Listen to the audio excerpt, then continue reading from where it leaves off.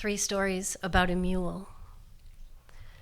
After the tower was completed, the crew kept a mule on the island to carry supplies up the switchbacks to the light station. In some stories, the mule is named Jack.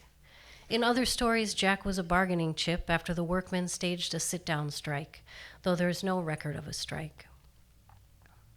Stories came back about a keeper's daughter who called herself the Girl of the Farallones, climbed on the mule's back and rode around the island, fed him dried apples and dressed him in hats, whispered to him with a lisp, "I love you. Stand still now. You're my best friend. I can smell the rain coming." After some time, it came to be that he was the oldest inhabitant of the island, and when he died, his grave was marked with a stone, and men cried, and newspapers carried the story.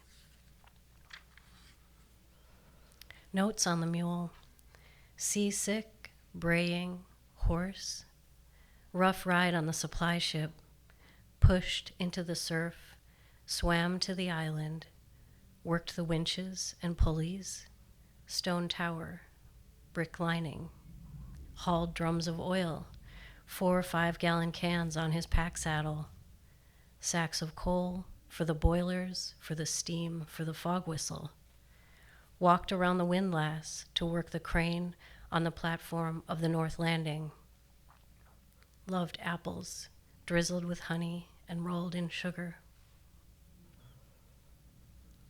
When the whistle sounds to start the workday, he flies into a gallop, kicking loose rocks into whirlwinds behind him.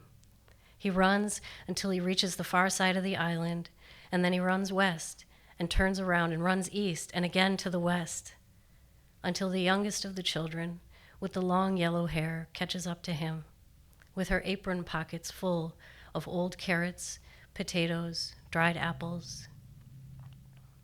They walk back across the rock, and she holds on to his mane and talks to him in her small voice, her breath on his ear.